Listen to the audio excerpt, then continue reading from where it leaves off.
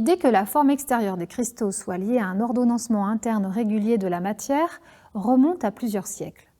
En 1784, c'est l'abbé René-Juste Haüy, professeur et membre de l'Académie des sciences, qui développe et précise cette idée dans son essai d'une théorie sur la structure des cristaux. Ces travaux s'inspirent des travaux de Bergman, minéralogiste suédois, et de la loi de constance des angles énoncée par Romée de Lisle. Torben Bergman se sert du clivage de la calcite.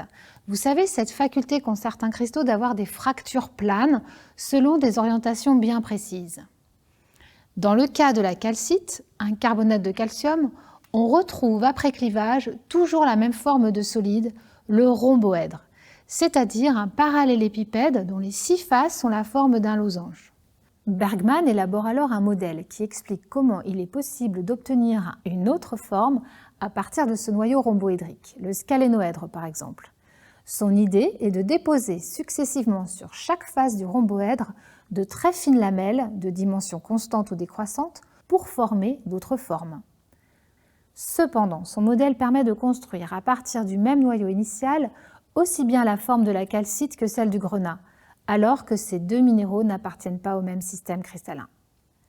Bergman ne donne finalement pas de suite à sa théorie, probablement convaincu qu'elle permet de construire n'importe quelle forme à partir de n'importe quel noyau.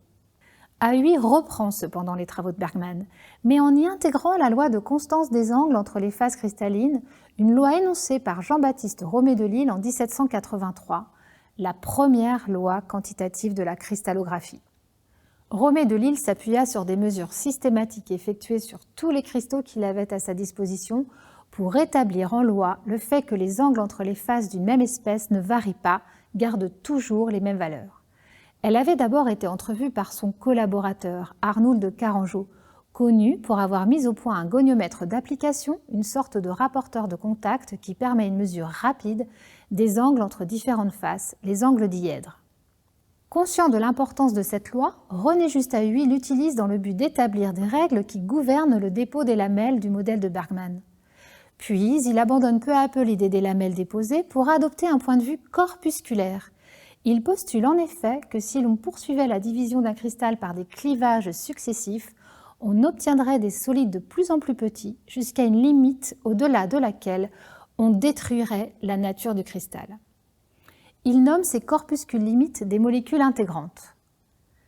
Grâce à ce concept de molécules intégrantes, il montre qu'un cristal peut être représenté par des petits solides polyédriques, tous identiques, qui s'empilent les uns sur les autres sans laisser d'espace libre.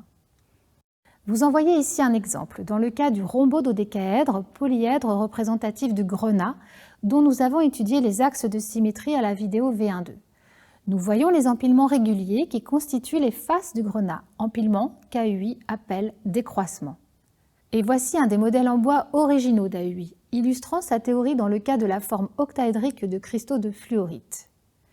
À partir du concept d'empilement des molécules intégrantes, Haüy établit la loi des décroissements rationnels, qui sera reformulée plus tard par d'autres cristallographes, loi des indices rationnels, stipulant que la position de chaque face d'un cristal peut être repérée dans l'espace par 3 nombres entiers. En 1815, Haüy introduit également le concept de symétrie. Il lui donne un sens cristallographique précis. Il écrit, dans son traité de cristallographie publié en 1822, une définition qui préfigure celle des axes de symétrie. La théorie d'Haüy suscita plusieurs critiques, qu'il n'est pas utile de développer ici. Nous retiendrons pour cette transition historique que c'est Gabriel de la Fosse, son élève, qui fut chargé de la reprendre et de l'améliorer. Il montra que la molécule intégrante introduite par son maître était parfaitement distincte de la molécule chimique. Dans sa thèse, il proposa un nouveau modèle où apparaissent les prémices des futurs concepts de mailles, de réseaux et de motifs, lesquels furent décrits par Auguste Bravet 8 ans plus tard, en 1848. Je vous donne donc rendez-vous dans la vidéo suivante pour les définir ensemble.